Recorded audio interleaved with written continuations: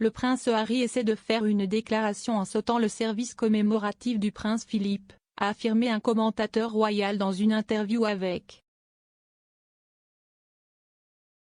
Le prince Harry a démissionné de son rôle de royal senior aux côtés de son épouse Meghan Markle il y a 2 ans.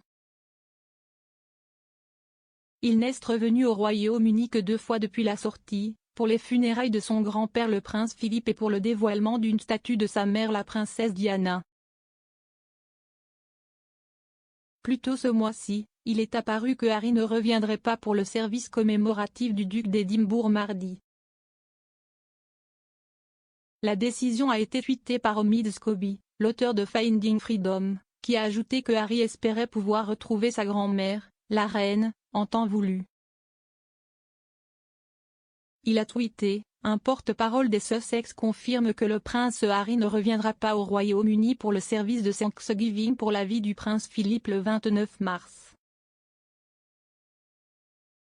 Il espère cependant rendre visite à la reine dès que possible. Bien que le porte-parole n'ait pas donné de raison à l'absence de Harry, cela survient alors que le duc est impliqué dans une bataille juridique avec le ministère de l'Intérieur au sujet d'une décision de ne pas lui permettre de payer la protection policière de sa famille pendant son séjour au Royaume-Uni. Le commentateur royal Kinsey Schofield a affirmé que la ligne de sécurité n'était pas derrière la décision de Harry de rester aux États-Unis, mais elle a plutôt affirmé que le duc essayait de faire une déclaration en ne rejoignant pas sa famille pour le service. Madame Schofield a déclaré à Express.co. UK, si est donc un événement, le mémorial, où il aurait cette sécurité qu'il demande, donc on dirait que si est juste lui qui essaie de faire une déclaration. Le fondateur et créateur du site royal toddyfordaily.com, basé à Los Angeles, a suggéré que Harry puisse bénéficier de la sécurité du service. Elle a poursuivi, nous savons que lorsqu'il est revenu pour les funérailles, il a reçu la sécurité dont il dit avoir constamment besoin, il a donné cette sécurité lorsqu'il s'agit d'un événement d'État, lorsqu'il y a un événement intensifié que toute la famille va être impliquée dans. Il n'a pas l'impression qu'il est sincèrement inquiet, si est comme si c'était juste lui qui essayait de faire une déclaration et de dire que si vous ne me donnez pas mon chemin, je vais le faire. De même, Angela Levin, la biographe de Harry, a critiqué sa décision. Elle a déclaré au Sun, il a snobé le duc d'Édimbourg, mais en réalité, il snobe la reine. Il a tout faux. S'il vient pour un événement royal, il bénéficie de la protection de la police. Ce qu'ils ne feront pas, si est que s'il sort avec ses amis, il obtient la sécurité. Il utilisera probablement cette même excuse pour essayer de sortir des célébrations du jubilé de platine.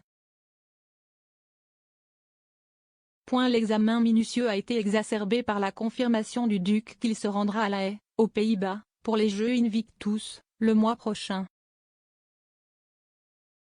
À ce sujet, Madame Schofield a déclaré, « Je dirais que vous serez beaucoup plus en sécurité dans un monde rempli de dirigeants mondiaux et d'influenceurs qui célèbrent le prince Philippe que vous ne l'êtes aux Jeux Invictus, si estime mon opinion personnelle. » Les représentants légaux de Harry affirment qu'il a hérité d'un risque de sécurité à la naissance, pour la vie, ce qui a nécessité la nécessité de telles mesures de sécurité. Ils ont déclaré, en l'absence d'une telle protection, le prince Harry et sa famille ne peuvent pas rentrer chez eux.